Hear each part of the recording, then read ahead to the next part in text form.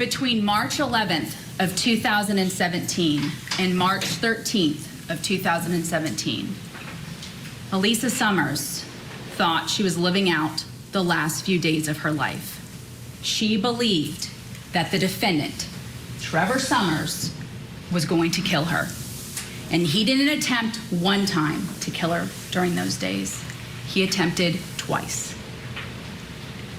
I'm going to take you back to October 16th, October of 2016, when Alisa Summers decided that she was going to seek a divorce against the defendant. She moved out of the home, got her own home, was working, purchased a car, and was moving on with her life.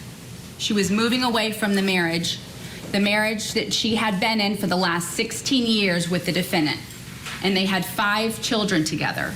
The oldest, Arden Summers, being 14 years of age, and the youngest, Cooper, who was 3 years old.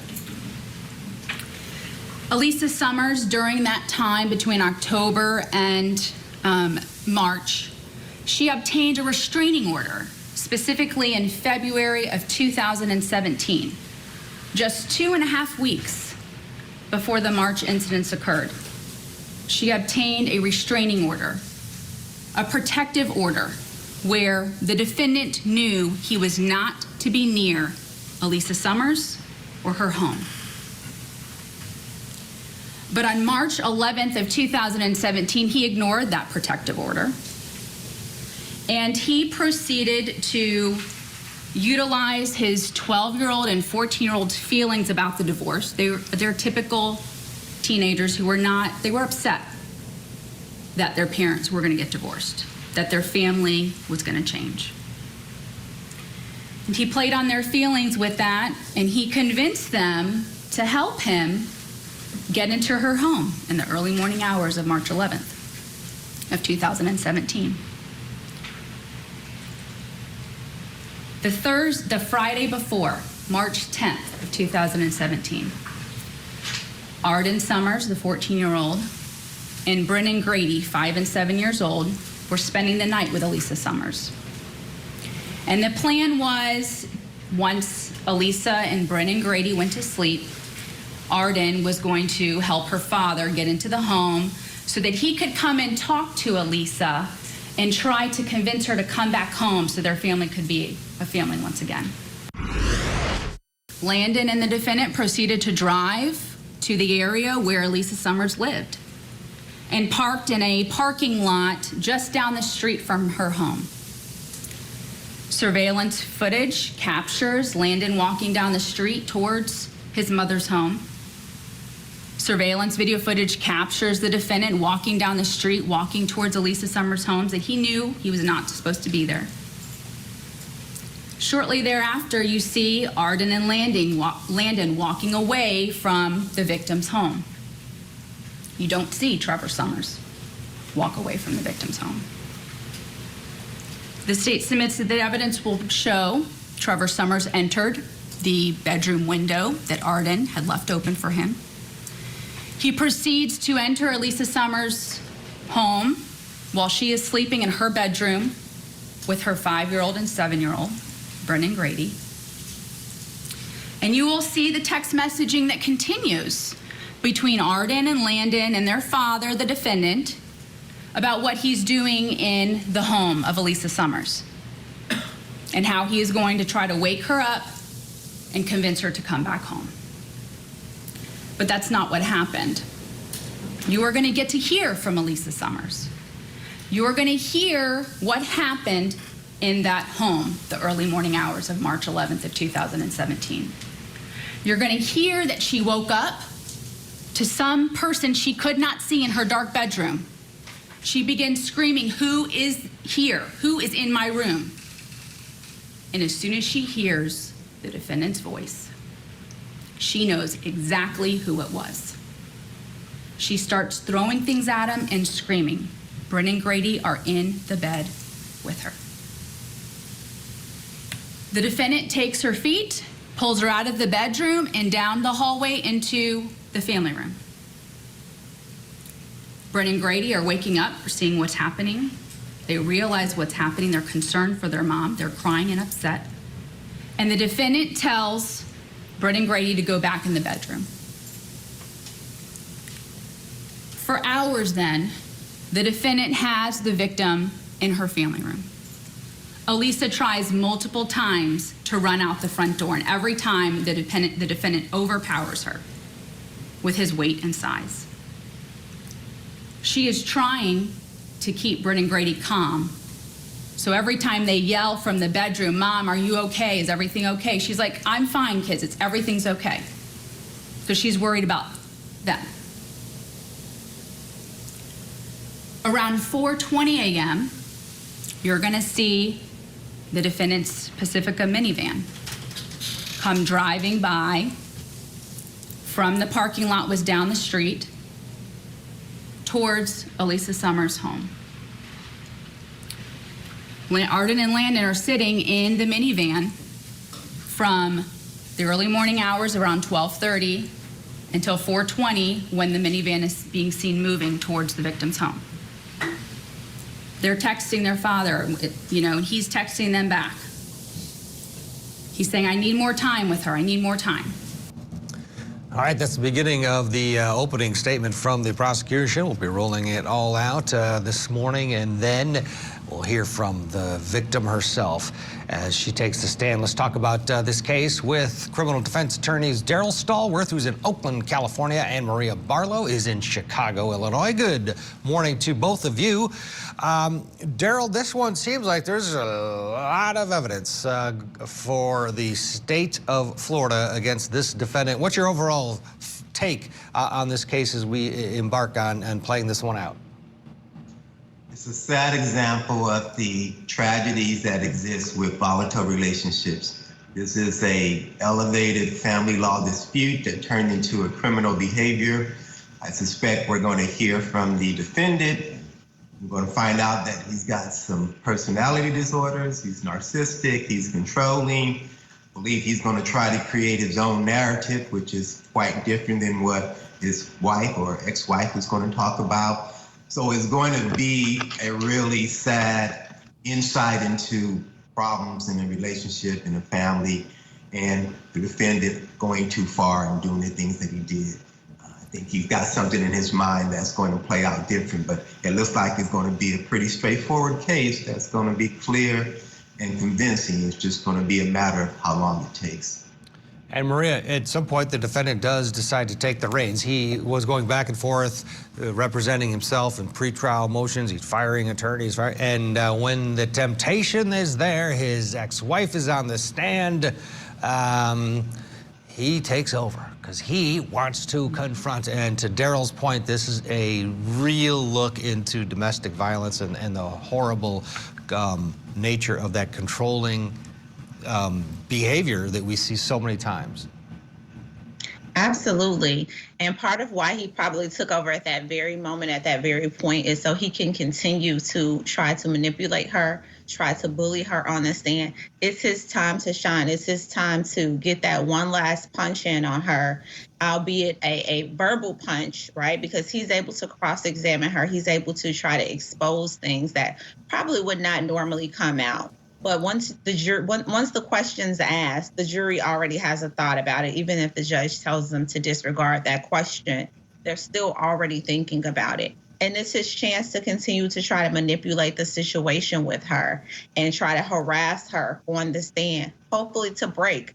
He knows his partner. He knows the things that are going to bother her. So he's going to use that as part of his defense to ruffle her feathers, to upset her, and to try to further bully her. Yeah, and we're going to watch it all play out this morning. She will take the stand as the third witness. Right now, it's the opening. And Daryl, so far the prosecution seems to be very, the prosecutor delivering the open, Ms. Johnson, very succinct and clear. What's your thoughts on her style and her delivery? She's laying the foundation. She's giving the jury sort of a preview, almost one of those opening statements. If you were there, this is what you would see and this is what you would hear. So she's setting it up for her star witness, who's going to describe the history, the events and everything that took place. I believe she's doing a good job. She's not trying to do too much. She's laying the foundation, and she's getting the jury ready for her star witness. It's amazing the difference of styles that we see here on Court TV. Each attorney has their own unique approach, and this is one of those sort of just meat and potatoes, stay down the line. And when you have the evidence on your side, Maria, it's pretty easy to do that. In fact, it's the way to go, right? You don't need to be flamboyant or histrionic when approaching and conversing with the jury. Absolutely. The other thing that I thought about as I'm listening to her opening statement, I'm thinking about her laying out how cruel this man really is. He involved his young children in this. The first thing he did, he talked his children into basically helping him. So if he had succeeded, can you imagine the weight of the world that's on his oldest daughter who helped him because she believed she was helping him? To me, the way this prosecutor is laying this out is letting the jury know up front, you're dealing, regardless of who you see sitting in this courtroom, you're dealing with a very cruel man who would manipulate his children into assisting him kidnap and potentially kill their mother. Yeah, and that is what I'm sure jurors are already connecting with. Just the way she was able to describe him pulling her out with the two kids in the bed, them, you know, are you okay, Mom, from the other room. You could just feel it. I mean, she did a great job of bringing you into that house during what had to be just a horrifying experience for those kids. We want to know what you think about this trial. Join the conversation on Twitter. You can tweet your questions and comments to us at Court TV. Coming up, the prosecution claims that a defendant used Christmas lights to tie up his wife and tried to suffocate her with a pillow. More from the state's opening statement next. Trevor Summers charged with kidnapping his estranged wife, representing himself in court. This jury is in for a trial unlike any other. The estranged husband kidnapping trial today on Court TV. The car you need all on your phone.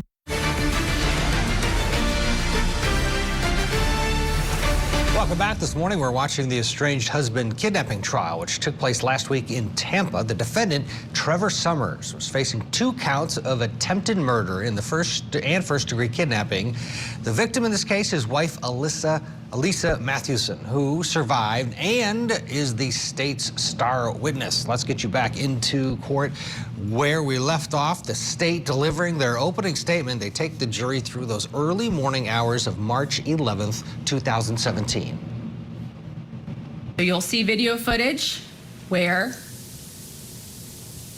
14-year-old Arden drives from her mother's home, leaves around 6 a.m., and is pulling into her father's home at around 6:18 a.m. It's about a 25-minute drive. 14-year-old Arden drives his minivan with Landon in there and Brennan Grady in that vehicle.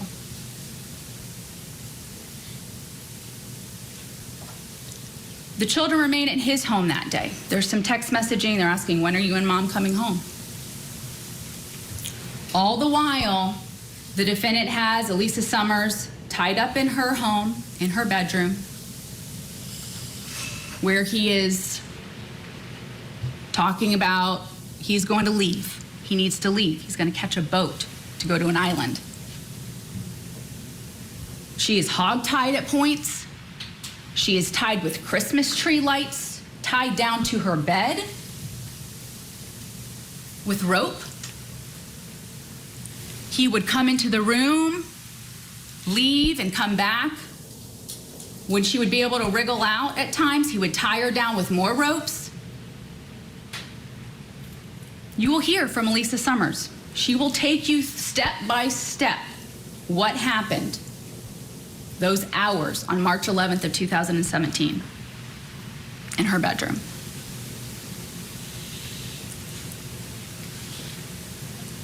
The defendant wanted to get into her phone, her cell phone. She's hogtied, and he's trying to get her thumbprint on the phone to unlock it. He would leave the room. She did not know what he was doing, if he left the house, if he just left the room and went into the family room. She didn't know where he was because she was in her bedroom this entire time. At some point, he walks into the bedroom with a look she has never seen, has never recognized this look. And in his eyes, he approached her when she is tied onto the bed, grabs a pillow, and puts it over her face. He is standing over the bed, takes the pillow, and pushes it down on her face when her hands are tied. She then feels him get onto the bed and force his whole weight, pushing that pillow down on her face as she is struggling to breathe, struggling to find a way to take a breath. To the point he pushes so hard and for so long, she loses consciousness. She comes to, and she just feels the pillow laying over her face at that time. She didn't feel any more pressure. And she realizes at that time, she can no longer continue to fight. She's not going to be able to run. She is going to have to do anything and everything to act like she is on his side. She's going to have to change her tune. She's going to have to say, what she says is, I will go with you. I will go with you on that boat. Because she knows if she doesn't, her life is over. So at that point, she makes the decision that she tells him he's going to go. And he's like, oh, you're going to go with me? She says, yes, I'll go with you.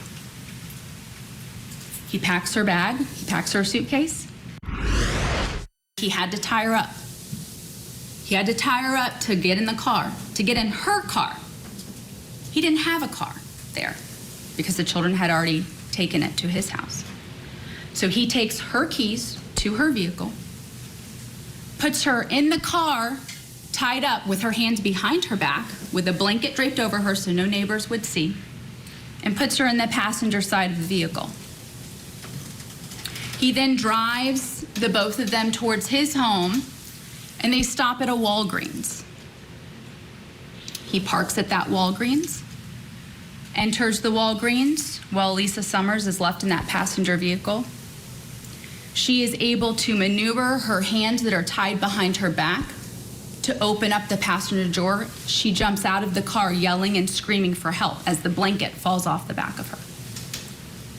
You will hear that a Walgreens employee, Mr. Crosby, saw this happen. Based upon what he saw, he called 911. He takes Alisa Summers a ways down the road, out of the car, gets mad at her, ties her then to the seat with the rope, and proceeds to drive around in her vehicle for quite some time, heading south. They proceed down to Manatee County, where they remain in a secluded area in a field underneath a tree in order to not be located by law enforcement for the night of March 11th of 2017. The defendant had taken her out of the vehicle at one point and said he was going to cut her the ropes that were tied behind, had her hands tied behind her back. But by accident, he cut her wrist. You're going to see the injury to Miss Summers' wrist. You're going to see the blood that was left behind from that. That night, on March 11th of 2017, they stayed in that vehicle. The defendant, he took a nap. Miss Summers, she didn't sleep. All next day, March 12th of 2017, that vehicle and them remained in Manatee County, laying low to not be discovered by law enforcement. Finally, on March 13th of 2017, they were running out of food and water. So those early morning hours, they go to McDonald's and Sit-Go. You will see video footage from them at those two places. You will hear what is going on and where Alisa Summers is when the defendant goes into Sit-Go. He makes her be in the third row of the vehicle so he doesn't have another incident like what happened at the Walgreens. You'll see how his behavior is in that Sitco video.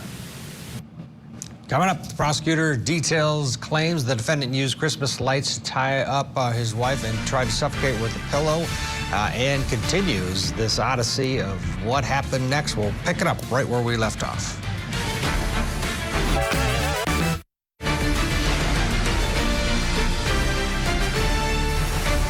This morning, we're bringing you opening statements in Florida versus Trevor Summers. The defendant is accused of kidnapping his now ex-wife and attempting a murder-suicide. Prosecutor Jennifer Johnson delivered the state's opening statement and has been taking the jury through the timeline of events in March of 2017. Let's pick it up right where we left off as the prosecution wraps up its open.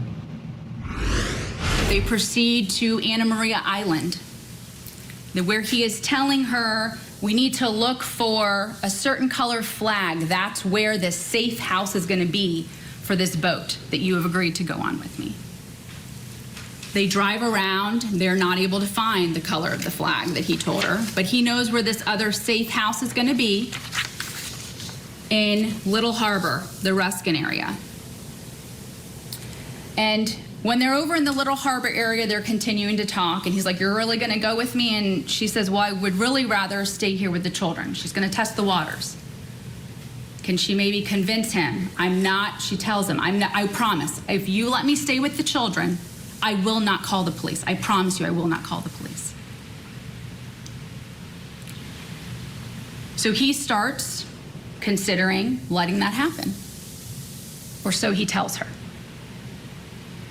He writes letters in the back of the victim's vehicle, letters that you will get to see, a confession letter of what took place on March 11, 2017 at her home, writes a surrender of his parental rights, writes letters that Ms. Summers is to get his car, the money in his bank account, and his home, and a letter that he wrote to his children.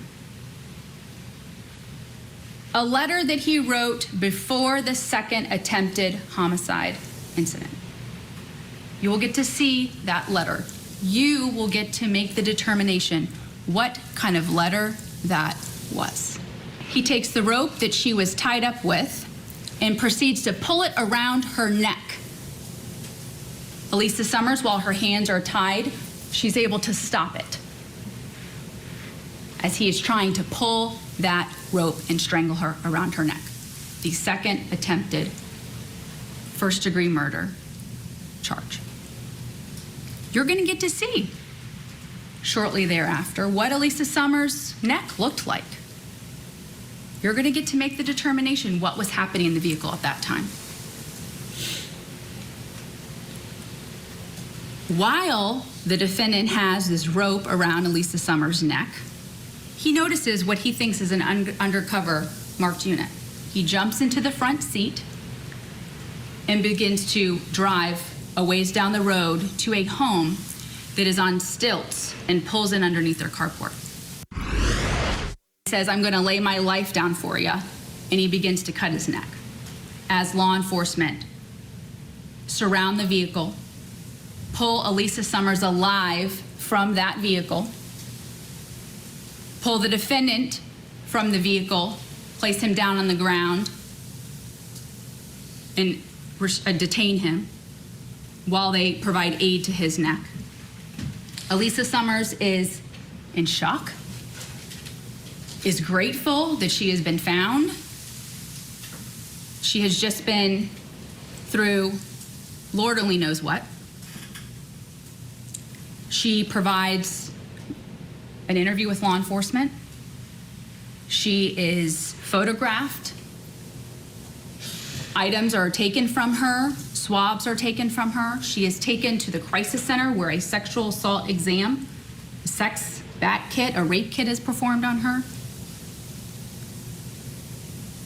She shows law enforcement where pieces of evidence were disposed of by the defendant.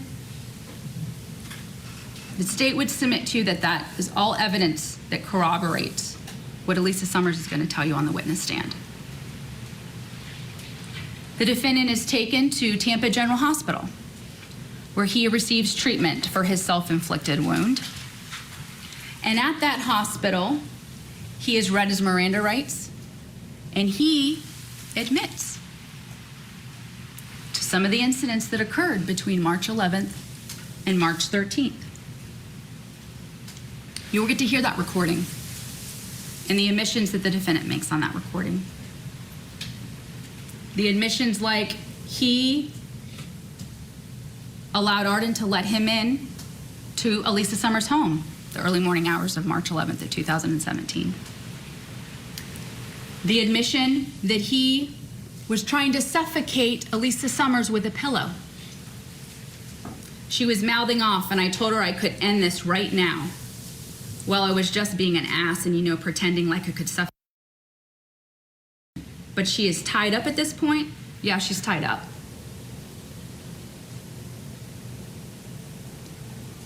His admission that he walked into Walgreens and when he saw her running around in the parking lot, he had to go grab her and put her back in the car.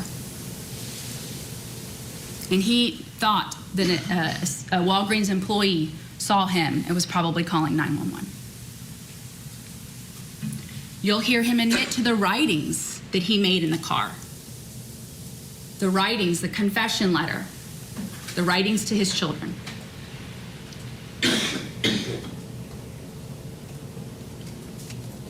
You'll hear him admit that he knew he lied to Alisa Summers about who drove the children home because he knew Alisa Summers would freak out that her 14-year-old daughter drove her and her siblings home.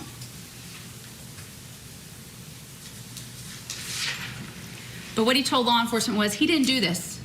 He wasn't mad because she was on dating websites or moving on with her life. That's not why he did this. He did it because he was mad she didn't tell him the truth about it. Ladies and gentlemen, the law that you are to follow in this case is going to come from Your Honor. It's not going to come from me. It's not going to come from defense counsel. So at the conclusion of this case, the law you are to follow is the law in which the judge is going to instruct you. The evidence in this case is overwhelming. The evidence will come from the testimony from that witness stand right there, the exhibits that are introduced in this trial, and the state is confident that at the conclusion of this case, you will find the defendant guilty as to all charges. Thank you.